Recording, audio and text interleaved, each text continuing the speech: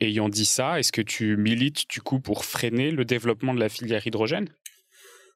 Pour le freiner, peut-être pas à ce point-là, parce que en fait, en tout cas, ça va dépendre sur quel type d'utilisation. Il y a vraiment des types d'utilisation qui pourront être intéressants pour l'hydrogène, et à ce moment-là, amorcer la filière, ça me paraît pas forcément être complètement une mauvaise idée. Par contre, il y a en gros, l'hydrogène viendra se développer en complément de l'électrique, notamment par exemple sur les véhicules routiers. Si l'électrique est pertinent, il faut le privilégier pour deux raisons. Parce que d'un point de vue climatique, la production d'électricité en France aujourd'hui est déjà assez largement décarbonée, donc ça veut dire que d'un point de vue CO2, on a bien plus d'intérêt aujourd'hui à utiliser des technologies électriques que des technologies à hydrogène, qui aujourd'hui est, comme je le disais, très majoritairement carbonée.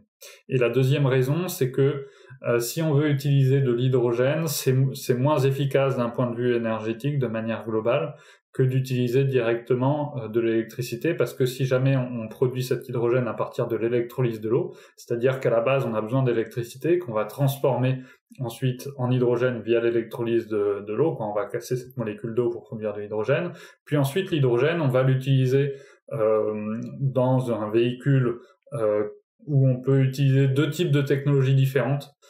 Soit on va utiliser l'hydrogène dans une pile à combustible, c'est-à-dire que cette pile à combustible, elle va retransformer cet hydrogène en électricité, c'est la réaction inverse en gros de l'électrolyse de l'eau.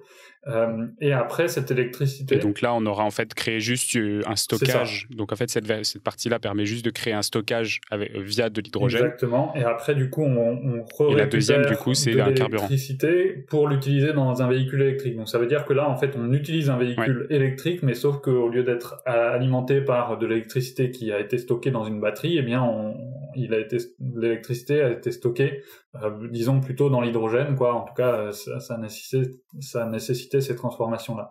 Et l'autre technologie qui est possible, c'est d'utiliser directement l'hydrogène dans un moteur à combustion interne, comme on en a aujourd'hui pour le pétrole, pour l'essence, pour le diesel. Et à ce moment-là, ce sont des moteurs qui globalement sont assez peu efficaces d'un point de vue énergétique. Il y a beaucoup de pertes énergétiques, donc pareil sur l'ensemble du cycle de vie, le rendement énergétique va être assez mauvais. Si on prend le cas de la pile à combustible, en gros, il faudra 2,3 fois plus d'électricité en ordre de grandeur en utilisant l'électricité avec transformation vers l'hydrogène que si jamais on utilise l'électricité directement dans un véhicule à batterie. Donc ça veut dire que les parce coûts qu'effectivement, vont être on a plus des pertes à chaque transformation. Comme il y a beaucoup de pertes, ça demande plus d'électricité à la base pour faire un même nombre de kilomètres. Donc c'est très inefficace d'un point de vue énergétique, mais aussi d'un point de vue économique, parce que forcément ça va demander plus en termes de coûts énergétiques. Et aujourd'hui, les véhicules hydrogène sont bien moins nombreux et bien plus coûteux aussi que les véhicules électriques. Alors déjà qu'on parle beaucoup du coût important des véhicules électriques, etc. Mais si on passe à l'hydrogène, notamment pour les voitures, c'est encore pire. Et en gros, par exemple, les voitures ne seront pas pertinentes pour les véhicules pour l'hydrogène.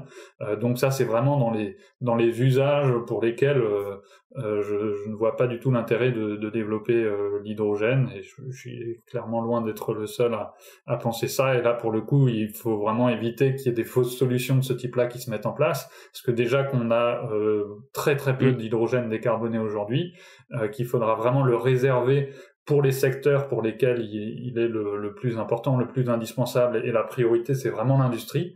Et puis même au sein des transports, si on développe de l'hydrogène dans les transports, ça devra aller en priorité vers des modes de transport qui n'ont pas d'alternative plus vertueuse que ça. Et du coup, pour les voitures ou encore pour les vélos, les deux roues motorisées, l'hydrogène ne sera pas pertinent, ce sera plutôt l'électrique. À ce moment-là, il ne faut pas développer ce type de véhicule à hydrogène.